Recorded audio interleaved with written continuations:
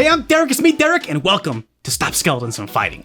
Video game peripherals are not just dumb fun, but they can also sometimes help you appreciate your video game collection a little more. Welcome to the Test Desk, aka my desk, and we are going to dive deep into the PlayStation mouse. When Sony decided to come for Sega and Nintendo with the PlayStation, they also came correct with a mouse, which was kind of a bold thing to do at the time.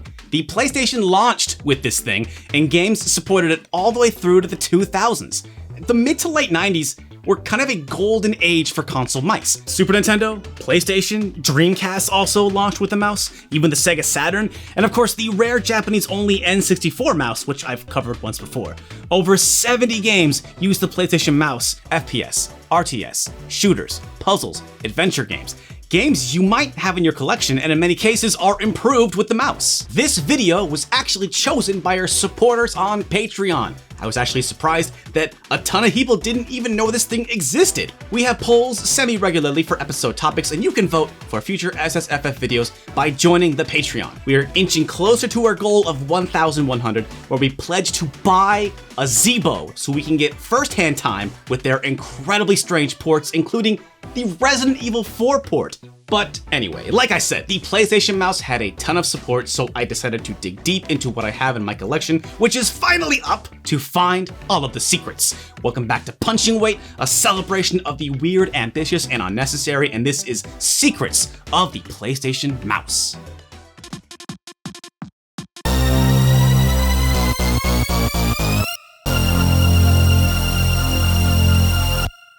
But first, I want to talk to you about Might and Magic Era of Chaos, an epic mobile strategy RPG, and their collaboration with Assassin's Creed.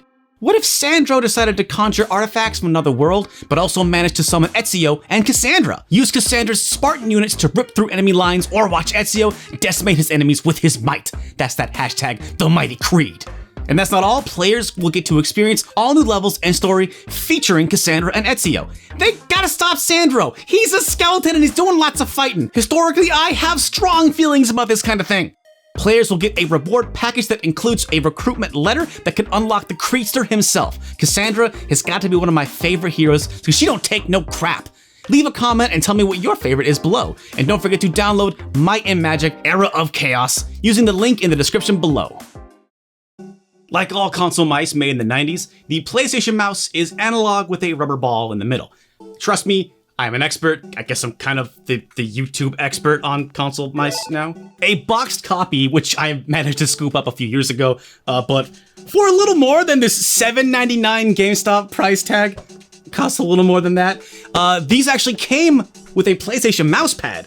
And it's actually the only mouse pad I still own. Other than that, there's no scroll wheel, and it only had 2 buttons. While the lack of a scroll wheel isn't so uncommon, the Mega Mouse for the Mega Drive/Genesis, and Shuttle Mouse for the Saturn, and Mouse for the Dreamcast all had more buttons, so that's kind of a bummer. And the cord is just about the same length as the controllers. Again, the mouse launched with the system predating the first DualShock by a couple years, so it's not totally off base to think of this as the PlayStation 1's first analog controller, though it was not the first attempt to bring high-fidelity controls to players. Anyone remember the Neg-Con or the Jog-Con? Oh, video games. Good stuff. Anyway, let's get to the games. The 5th console generation was not just the golden age for console mice, but also when the first-person shooter really came into its own on consoles. PlayStation couldn't quite compete with mega hits like Turok, GoldenEye, or Perfect Dark, but a small few compensated with a mouse that could be programmed to work in tandem with a controller. It is basically a keyboard and mouse. You know, this is also a perfect example of riding the line of peripheral insanity just right. Sony stopped right on the line, but Sega smashed through it with full keyboard and mouse hookup on the Dreamcast. But hey, all this stuff was cheaper than PCs back in the day, so what are you gonna do? Of course, you know where this is going. It wouldn't be Punching Weight if we didn't mention some Doom. But not Doom, the good Doom. Instead, the lesser Doom on PlayStation. Final Doom. You don't have any jokes? That's the joke. The joke is like, this game's existence. This game's, yeah. Yeah. This game is a joke. Grace, that is the joke. Final Doom, that's the joke. Okay? Okay. Final Doom is still a solid Doom. It's got that spooky soundtrack that I've always really loved, but it runs a lot poorer and is more composed of maps from the master levels than actual Final Doom. But unlike Doom, Final Doom has mouse support. For the record, Saturn Doom has its own mouse support too. I guess it's like the one thing that it has over the PlayStation version. Anyway, this port of Final Doom came out in late '96 when FPS controls hadn't been locked down yet. Hell, FPS, first-person shooter, was hardly even a term yet. Everything was just still a Doom clone. So having mouse support in this port was pretty forward-thinking, though it still falls a little short. There is a decent amount of controller customization, but only with the face and shoulder buttons. You cannot change the D-pad bindings, so lefties unite! Okay, I actually can't mouse with my left hand, but if you can, switch up them face buttons! What saves this port for righties like me is that double-clicking either mouse button is use. This is something I had not realized for a really long time, but that's my bad because it's actually in the instruction book. It is absolutely wild that anyone was thinking about this type of stuff in '96. So here's how it is. You got controller in one hand, mouse in the other. You got left click is shoot and right click is set to strafe on, which by the way, strafe on turns your left and right turn to strafing. So you still can't circle strafe, and also there's no auto run option, but it's still pretty playable. You know, Final Doom, maybe I was being too hard on you, but you were still built on a house of lies. Like I mentioned earlier, PlayStation Mouse launched with the system. But then, why didn't this Doom have mouse support? I wanted this one to have mouse support. Why did Final Doom have mouse support? The only reason I could come up with is that id's follow-up PC stunner Quake launched between these two ports, and maybe that game inspired Williams Entertainment to add it to the Final Doom port here. That might also explain why the Saturn Doom port has mouse support, since it came out a couple years after PlayStation Doom. Both PlayStation Dooms play fine with a controller, and as much as I'm on Final Doom, the mouse setup does sweeten the pot a little bit for me. But Final Doom ain't got nothing on its big brother stunner, Quake 2. Weirdly enough, the PlayStation never got a Quake 1 port, though the makers of the fantastic Sega Saturn port, Lobotomy Studios, shopped around a PlayStation port, but for reasons I can't explain, no one was interested. Maybe it was timing, because Quake 2 fully utilizes the then pretty new analog DualShock. Some of the presets for the analog sticks are absolutely bonkers. However, with the mouse, it runs like a dream. You got circle strafing, you got jumping, you got looking. It's all here. It also doesn't hurt that this version is in fact pretty solid. But here's the thing, this game has 4-player split-screen deathmatch, and if you have 2 multi-taps and 4 mice, everyone can play with controller/mouse setup. And this isn't even some Faceball 2000 deep dark secret, by the way. It's right there in the instruction book. Who in 1999 had 3 friends with PlayStation mices? I don't know, but this is just about the most punching weight thing possible. I've mentioned this in videos before, and I've been slowly growing my collection to one day be able to do this. But as you can see, I got a ways to go. Oh, and FYI, we didn't try this with every game, but I emulated the PlayStation Quake 2 on PC just to see if I could get a computer mouse and keyboard going on it, because we're nothing if not thorough. This is what you came for. The more I dug into my collection, the more I wanted to be able to play other games with the mouse. Medal of Honor, Disruptor, Mega Man Legends, Jumping Flash, a personal favorite of mine, would all be so cool with the mouse, but none of these games support it. And that's because games need to be programmed to use the mouse. Either devs put in compatibility or they didn't. That's just how it goes. For example, Jumping Flash predates both Quake and Mario 64 and basically revolutionized 3D graphics. So it's no surprise it didn't also revolutionize 3D controls. Lil Robbit could only do so much, okay? Robbit can do the job! But one game that did revolutionize 3D controls was Alien Resurrection. Not to be confused with Alien Trilogy, an Alien game that didn't try to reinvent the wheel. Alien Resurrection did not review amazingly at release, but it has got to be one of these systems' biggest underrated gems. Made by Argonauts, the studio responsible for X, Star Fox, and Croc, it's no surprise that Resurrection is something special. I mean, beyond being a great horror title with awesome atmosphere and lighting, it might be the first game to have what is now the standard way to play FPS controls on a console, and it was thoroughly criticized for it. What I'm trying to say is this game is the Galileo of console FPSs. I will die on that hill. But what about when you throw a mouse into the mix? Dude, it's even better. It's not perfect. I think overall Quake 2 runs a little better performance-wise, but Alien Resurrection is trying for so much more. You're limited on ammo, aliens can take you down extremely quickly, this is a survival horror game, and the mouse definitely helps your reaction times. I'm no expert on the Alien franchise, but I will say that if you enjoyed Alien Isolation like I did, you can think of this as an indie demake version. I don't know, please check it out. Okay, I got a new game. Alien Resurrection on PS1. Tag. Thanks, Derek. I'm sad to say that despite having dozens of great FPSs in its library, Final Doom, Quake 2, and Alien Resurrection are the only 3 first-person shooters that use the PlayStation mouse. But there's still lots of shooting to be had with light gun games! Yes, light gun games! Now without getting too technical, light guns won't work on your modern flat screen TVs, only the tube TVs of yore. I have so many light gun games across multiple generations that I have not been able to play in years. But now thankfully, I can, or at least a few of them. Let's start with Hard Trilogy from English developer Probe. Released in 1996 when there were only 3 Die Hard movies, this is a 3 games in 1 set. Die Hard 1 is a third-person romp through the Nakatomi building, Die Hard with a Vengeance is a crazy taxi-style race through New York, and Die Hard 2, Die Harder, that was the name? That was really? Alright. Is a rail shooter explosion fest through the airport. All 3 games are pretty good, but for me, the star has always been Die Hard 2, and with the PlayStation mouse, I can finally experience it again without needing a tube TV. Which is great because this is still one hell of a crazy light gun experience. It's just sensory overload, like the camera is whipping and zooming all over the place, every surface is destructible, there's power-ups everywhere, people are yelling and screaming, there's this guy who's kind of pretty good, sounding like Bruce Willis is talking all the time. You can shoot all the innocent people you want, it doesn't affect you.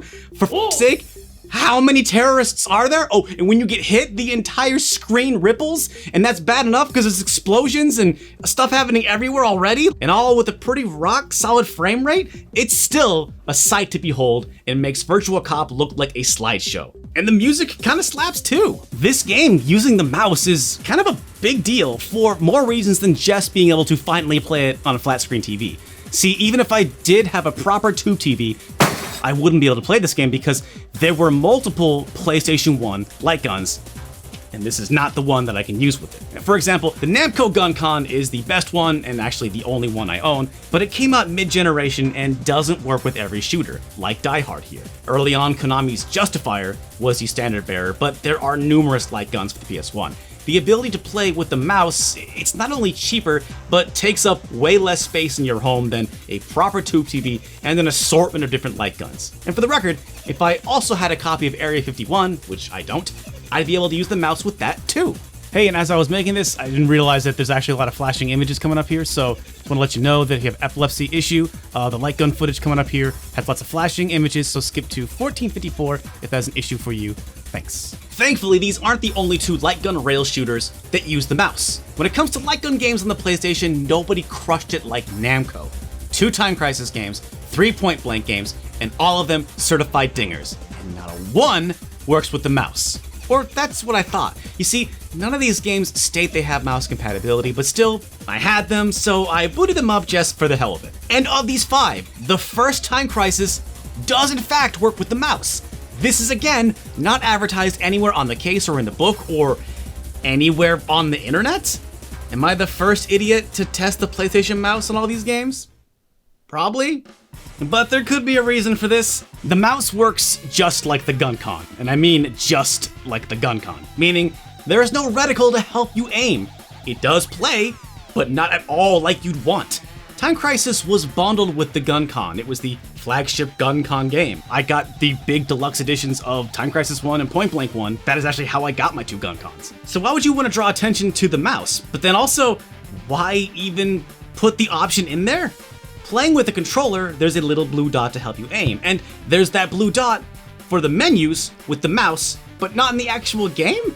Time Crisis is not an easy game, but one I've been able to beat.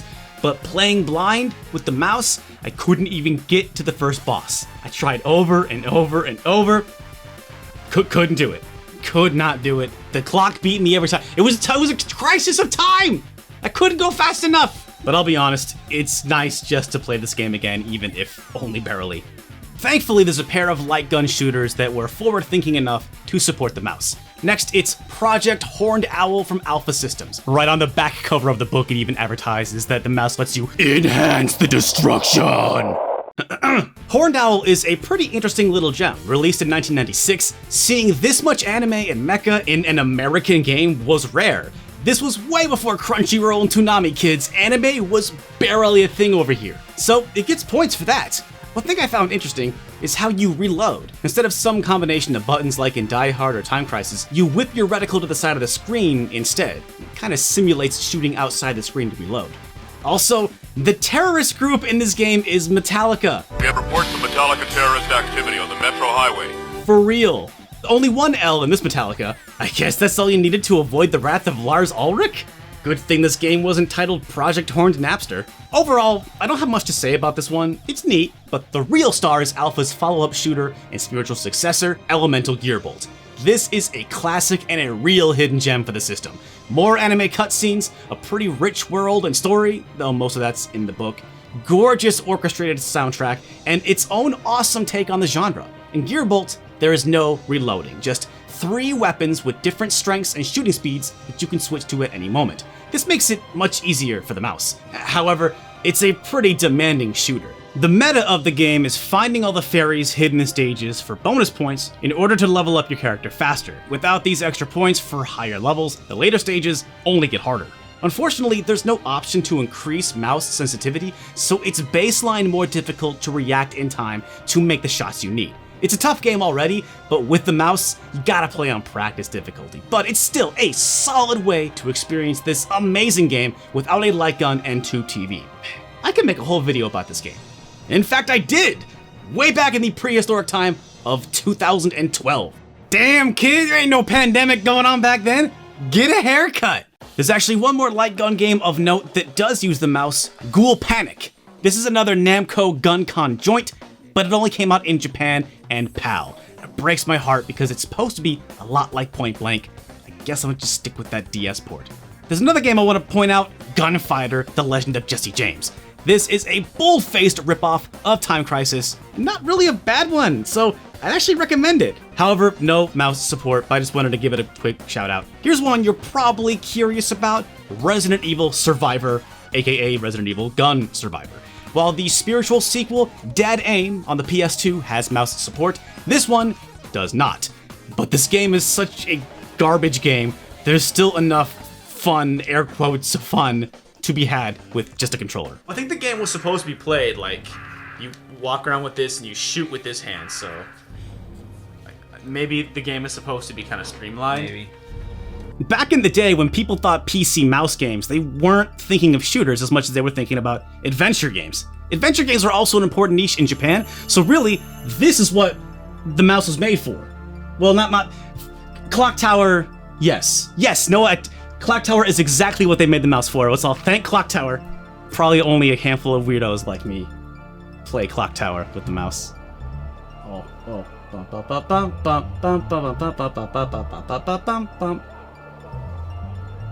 Play Clock Tower. Spoilers. Period. Spoilers to the video we made 6 years ago, Grace. Spoilers for the rest of this video. Spoilers, they're gonna talk about Clock Tower in a second. Spoilers for the video.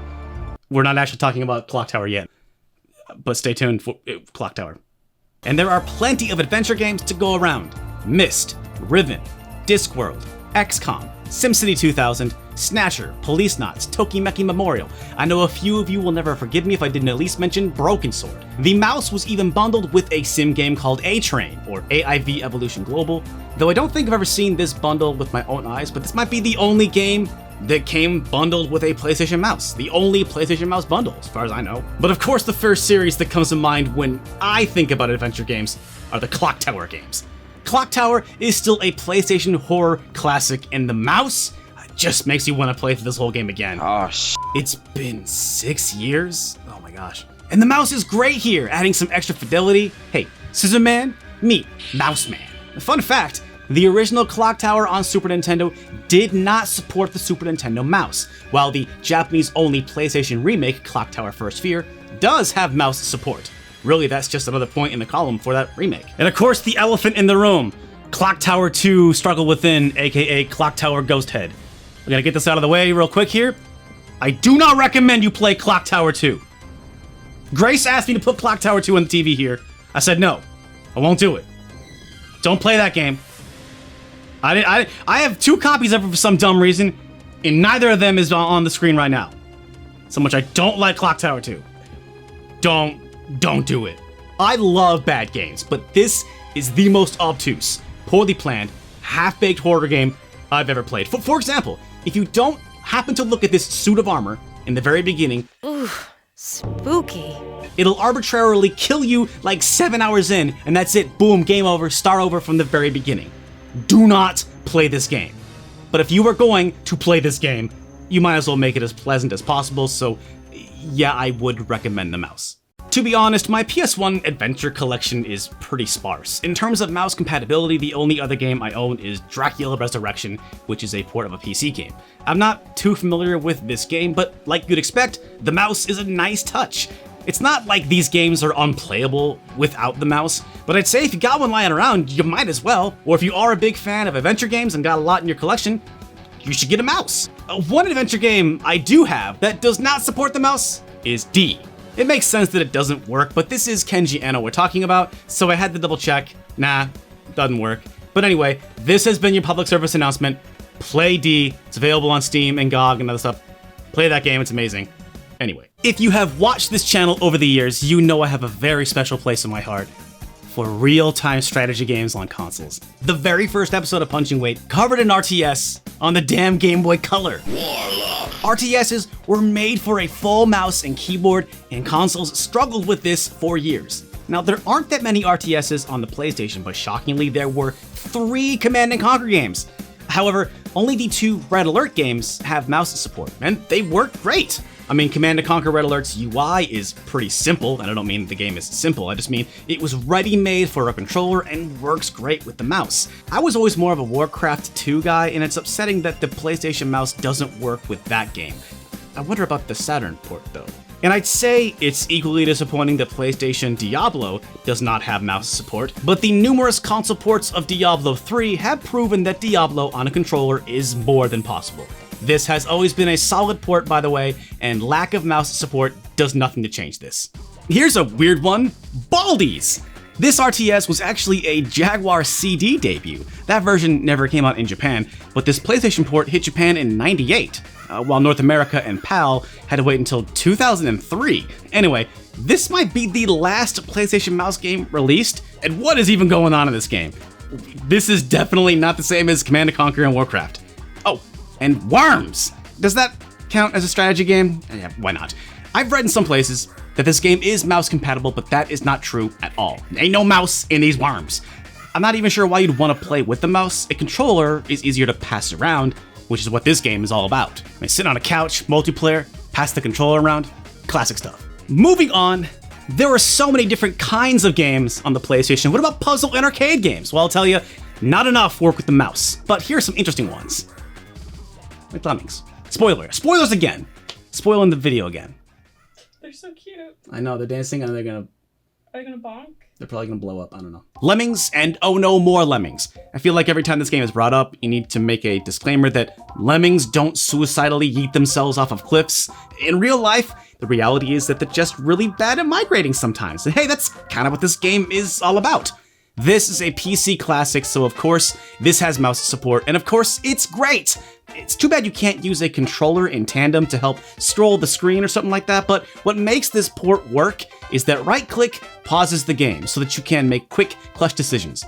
Classic game, classic way to play, maybe the best port and the best way to play Lemmings on a console. But it is not the only Lemmings. That's right, Lemmings 3D, or 3D Lemmings, I don't know, the often forgotten PlayStation launch title, and boy, it's rough. Early 3D was some weird shit, folks. The trouble here is the camera. There are like a million controller presets, and moving the camera is just a pain. With the mouse, I think you have a little more camera control, but this game is rough. And there are 80 levels.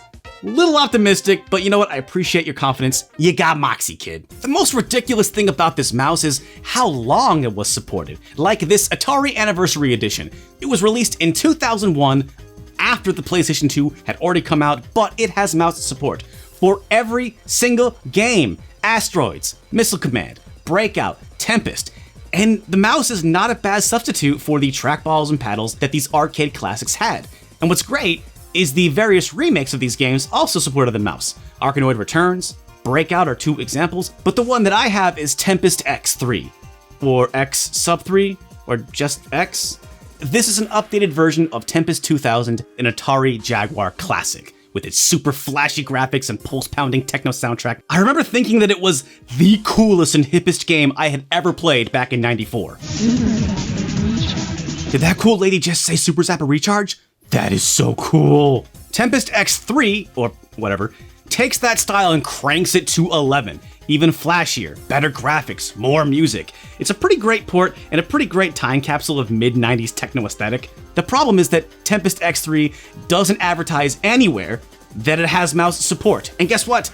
This game was harshly reviewed for its bad controls, and those reviews weren't wrong. However, with the mouse, I think it is a much better experience. Then again, I don't know how anyone is expected to clear this game's 100 plus levels. It's an extremely tough game that's best in like short bursts, but I still recommend it if you can find it for cheap. Super Zapper Recharge. So Arkanoid and Breakout each got PlayStation remakes that use the mouse, but here's a weird one. Sorcerer's Maze, an Arkanoid and Breakout clone with amazing cover art. I'll admit, that's 100% the reason why I bought this game. Oh, and they used it on the title screen? They really believed that was a good picture. This game is a no-brainer for the mouse, and it does use it, but not this version. The Japanese version, which was called Prism Land Story, has mouse support, but the PAL and North American versions do not. This might be the only time mouse support was ever removed from a game. And why? This game came out in 2002. It's not like that stopped Baldies, but this cover art, dude, I just can't stay mad at you, Sorcerer's Maze. Oh, I left the mouse cursor on screen. That's so embarrassing. I have a special place in my heart for useless peripherals, but the PlayStation mouse absolutely justifies its experience. I mean, like most things punching weight, you could go your whole life without ever needing one, but I'm still happy I get to play Elemental Gearbolt on a flat screen TV. I want to thank our Patreon supporters for picking out this topic for the video.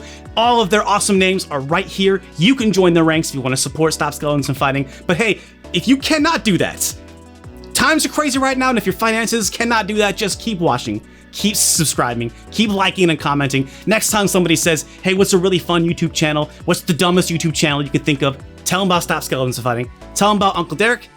Tell them about Producer Grace, and you tell them that I'll see you again real soon. Thanks for watching.